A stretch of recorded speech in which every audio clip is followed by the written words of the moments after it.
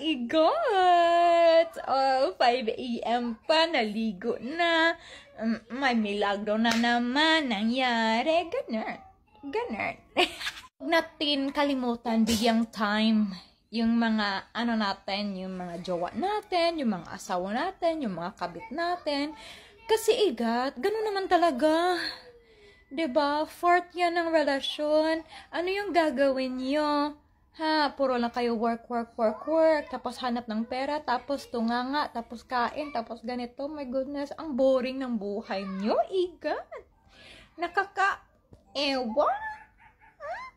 Nga naman, dun kayo sa kapitbahay, diba? Pero, yung sinasabi ko, may i-share ka about dito.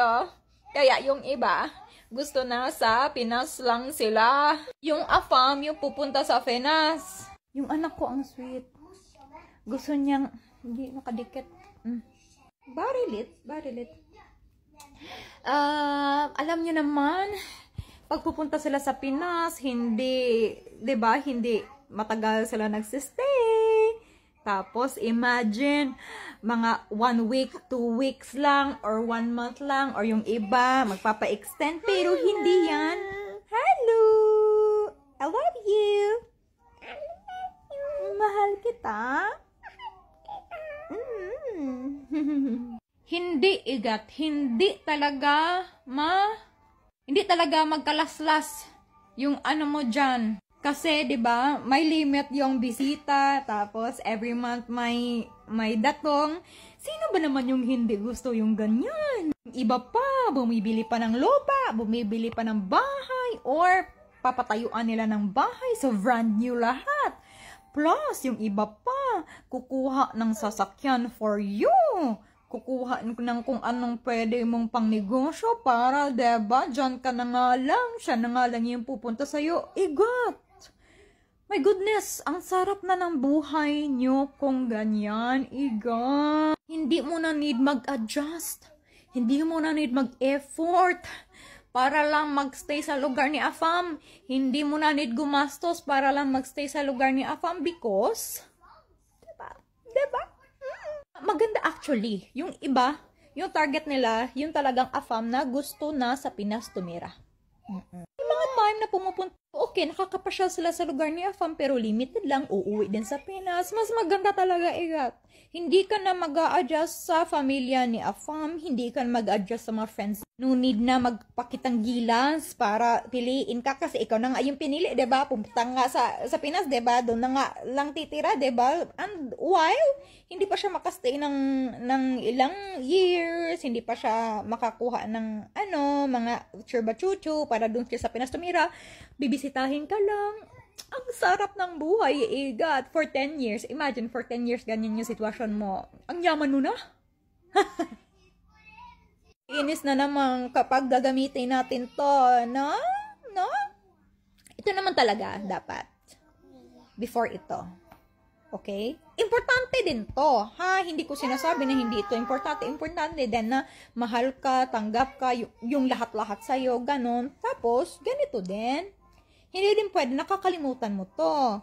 Okay? Hindi din pwedeng ganun. Magpapaka-blind ka na lang because of this. Hindi din. So, if ako kasi, lakwatsera kasi ako. And since may experience na ako abroad, parang gusto ko pa din tumira sa abroad. Okay? And iba din kasi to because pamilya to. And kasama ko na din yung anak ko. So, 'di ba? Andito na kami lahat.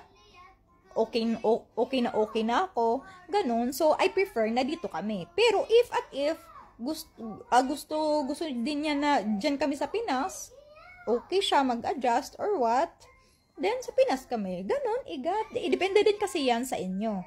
Ha? Pero talaga, mas mabuti talaga yung ganun. Mas mabuti talaga yon.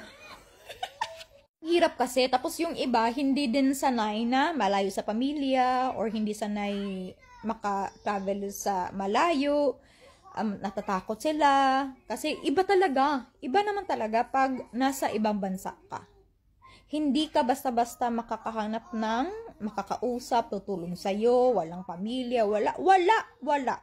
If it turned out, tralala, yung Afam mo, so, 'di ba? sino yung tatakbuhan mo? Wala. Wala. Pag wala ka talagang, wala kang knowings kung ano yung gagawin mo, mahirap. Iba, actually, may mga ganitong sitwasyon na wala na silang idea sa kapamilya nila. Anak nila or kapatid nila kung ano nang nangyari kasi wala nang contact, ganun ba? We really don't know kung ano yung mangyayari sa inyo pag andito kayo. So, if